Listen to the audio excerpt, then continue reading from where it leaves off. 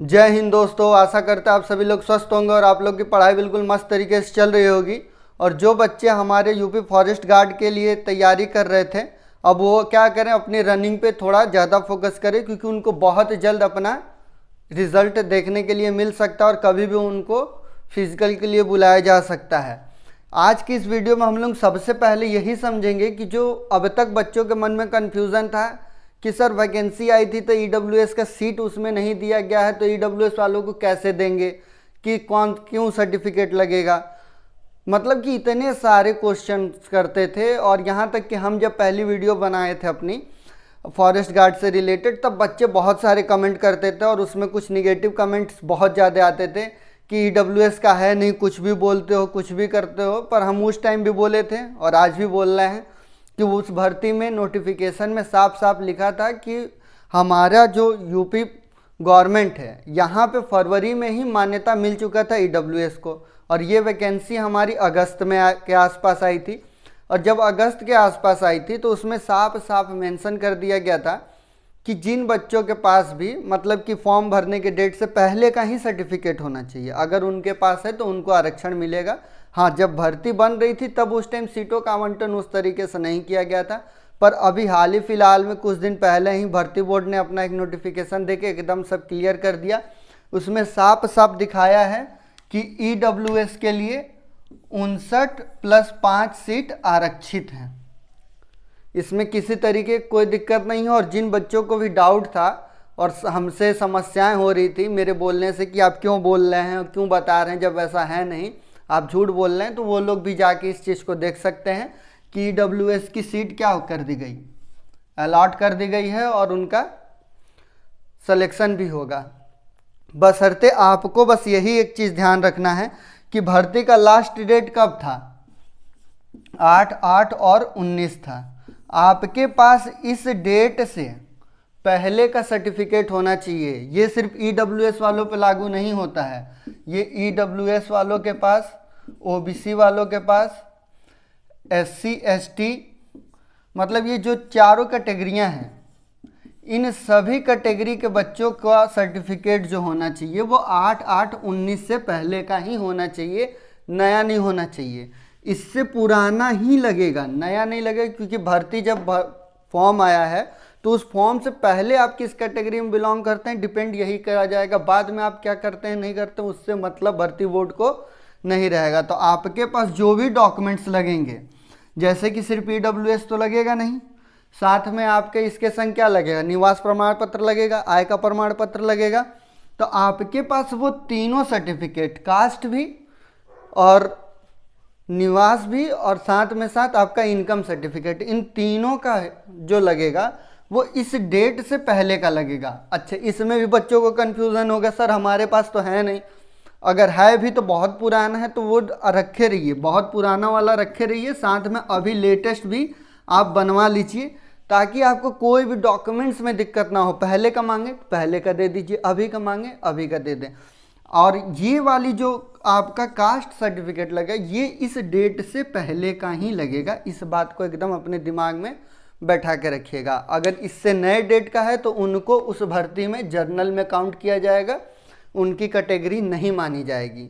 और ये भी तब होगा जब वेटिंग लिस्ट में उनका नाम आएगा, क्योंकि जिनके डॉक्यूमेंट्स पहले सही हैं उनको ही मौका दिया जाएगा, जो कि फॉर्म भरते वक्त कुछ और कैटेगरी डाल दिए हैं और उस टाइम जब एग्ज़ाम में देने जाएंगे डॉक्यूमेंट वेरीफाई करवाने और उस टाइम वो सर्टिफिकेट न दे पाएँ तो उनको एलिजिबल नहीं माना जाएगा। और जर्नल में तभी काउंट किया जाता है जब आप वेटिंग लिस्ट में होते हैं, मतलब कि ये सारी सीटें अगर खाली रह गई तब उन बच्चों को बुलाया जाएगा जनरल की सीट के बराबर में, जो बच्चे के पास ये सर्टिफिकेट मिसिंग हो गए या उस डेट के नहीं हैं। तो आई होप आप लोग इस बात को समझ चुके होंगे।